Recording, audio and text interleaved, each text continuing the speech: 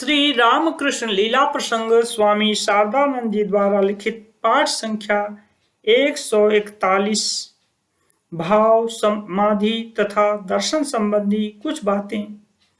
जागृत कुंडलिनी की गति, षट चक्र भेद तथा समाधि। योगियों का कथन है कि मस्तिष्क के मध्य स्थित ब्रह्मरंध्र के अवकाश या आकाश में अखंड सच्चिदानंद रूप परमात्मा या श्री भगवान की ज्ञान स्वरूप में अवस्थिति है। उनके प्रति इस कुंडलिनी शक्ति का विशेष अनुराग है, अथवा यूं कहना चाहिए कि श्री भगवान उसे निरंतर अपनी ओर आकर्षित कर रहे हैं, किंतु जागृत न होने के कारण कुंडलिनी शक्ति को उस आकर्षण का अनुभव नहीं हो रहा है। जागृत होते ही उसको वह आकर्षण अनुभव होने लगेगा तथा वह उनके समीप जा पहुंचेगी। इस तरह कुंडलिनी शक्ति के श्री भगवान के समीप पहुंचने का मार्ग भी हम लोगों के प्रत्येक के शरीर में विद्यमान है। मस्तिष्क से लगाकर मेरुदंड के बीच से होकर वह मार्ग सीधे मेरुदंड के मूल देश में अवस्थित मूलाधार नामक मेरु चक्र तक विद्यमान है। उस मार्ग को ही योग शास्त्र में सुषुम्ना वर्त्म कहा गया है। पाश्चात्य शरीर तत्ववेत्ताओं ने उसी मार्ग का कैनाल सेंट्रलिस मध्य पथ कहकर निर्देश किया है, किंतु उसकी किसी प्रकार की आवश्यकता या उसके क्रियात्मक रूप को ढूंढ निकालना अभी तक उनके लिए संभव नहीं हुआ है।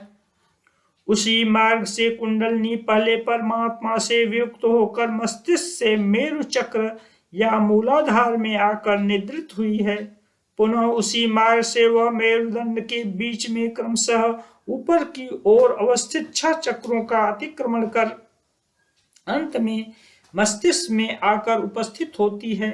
कुंडलिनी जागृत होकर जैसे ही एक चक्र से दूसरे चक्र में उपस्थित होती है, वैसे ही जीव को एक एक प्रकार की अभूतपूर्व उपलब्धि होती जाती है, एवं उक्त क्रम से ज्यों ही यह मस्तिष्क में पहुंचती है, त्यों ही जीव को धर्म जीवन की चरम उपलब्धि या अद्वैत ज्ञानानुसार कारणं कारणानां परमात्मा के साथ तन्मयता की अनुभूति होती है।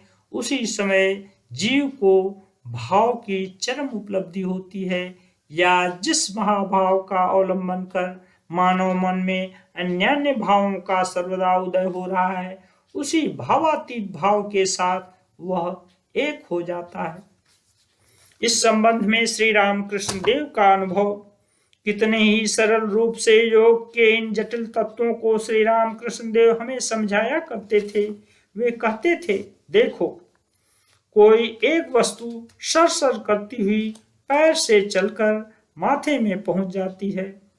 जब वह माथे में नहीं पहुंचती तब तक होश बना रहता है, और जो ही वह माथे में पहुंच जाती है तत्काल ही मेरा बाह्य ज्ञान चला जाता है।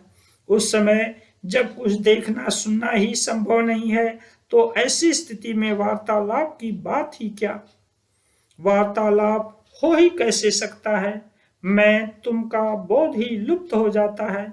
मैं चाहता हूं कि तुम लोगों से सब कुछ कहूं, उसके उठते समय जो दर्शनादि मुझे प्राप्त होते हैं उनका पूर्ण विवरण कर दूं। जब तक वह अपने हृदय तथा कंठ को दिखाकर यहाँ तक या अधिक से अधिक यहाँ तक उठती है, तब तक वार्तालाप किया जा सकता है तथा मैं भी बातचीत करता रहता हूँ, किंतु जैसे ही वह अपने कंठ को दिखाते हुए यहाँ से आगे बढ़ने लगती है, उस समय मानो कोई मेरे मुंह को इस तरह दबा देता है कि मैं कुछ भी कह नहीं पाता और मेरा बाह्य ज्ञान चला जाता है। अपने को फिर मैं संभाल नहीं पाता। अपने कंठ को दिखाकर यहाँ से ऊपर उठने पर मुझे जो दर्शनादि होते हैं, जो ही मैं उनका वर्णन करने का विचार करता हूँ, त्यों ही मेरा मन तुरंत ऊपर चढ़ जाता है। फिर कुछ भी कहना संभव नहीं हो पाता। श्री रामकृष्ण देव का निर्विकल्प समाधिकालीन अनुभव को व्यक्त करने का प्रयास। आहा, कंठ के ऊपर अवस्थित चक्र पर मन के आरूढ़ होने पर जो दिव्य दर्शनादि होते हैं, उन्हें श्री रामकृष्ण देव ने अत्यंत प्रयास पूर्वक अपने को संभाल कर कितनी ही बार हमारे समक्ष व्यक्त करने की चेष्टा की, किंतु विफल हुए। उनके इस प्रयत्न का हम वर्णन ही कैसे करें। हमारे एक मित्र कहते हैं, एक दिन उन्होंने दृढ़ निश्चय कर कहा, आज तुम लोगों से मैं अवश्य ही सब कुछ कहूंगा, कुछ भी नहीं छिपाऊंगा। यह कहकर उन्होंने कहना प्रारंभ किया।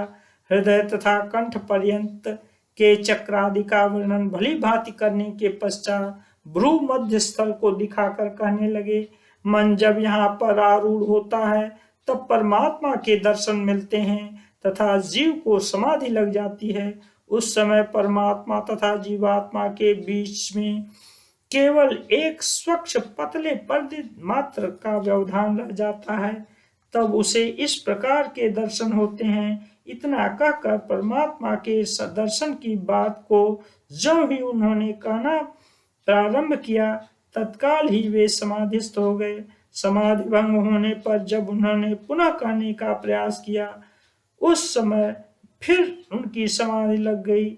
इस प्रकार बारंबार प्रयास करने के बाद उनके नेत्रों में आंसू भर आए और वे हमसे बोले, अरे, मैं तो सब कुछ कहना चाहता हूँ, कुछ भी छिपाने की मेरी इच्छा नहीं थी, किंतु माँ ने मुझे कुछ भी कहने नहीं दिया, मेरा मुंह पकड़ लिया। उनकी इस बात को सुनकर हम अवाक रह गए तथा यह सोचने लगे कि कैसी विचित्र घटना है। हम देख रहे हैं कि कहने के निमित्त वे कितने प्रयास कर रहे हैं, और हम यह भी अनुभव कर रहे हैं कि उनके लिए कहना संभव न होने के कारण उन्हें कष्ट भी हो रहा है, किंतु किसी भी प्रकार से वह कह नहीं पा रहे हैं। माँ किंतु कितनी नटखटी हैं, क्या माँ के लिए ऐसा करना उचित है? अच्छी बात, भगवत दर्शन की बात ही तो वे कहना चाहते हैं, फिर माँ क्यों उनके मुंह को पकड़ लेती हैं? तब हम यह नहीं समझ सके थे कि मन बुद्धि जिनकी सहायता से चला जाता है, उनकी गति अधिक दूर तक नहीं है, और जहां तक दौड़ धूप करना उनके लिए संभव है, उस सीमा के बाहर गए बिना परमात्मा का पूर्ण दर्शन नहीं होता। हमारे प्रति प्रेम रहने के कारण श्री राम कृष्ण देव असंभव को भी संभव करने का प्रयास कर रहे थे। इस बात को समझना क्या उस समय हमारे लिए संभव था?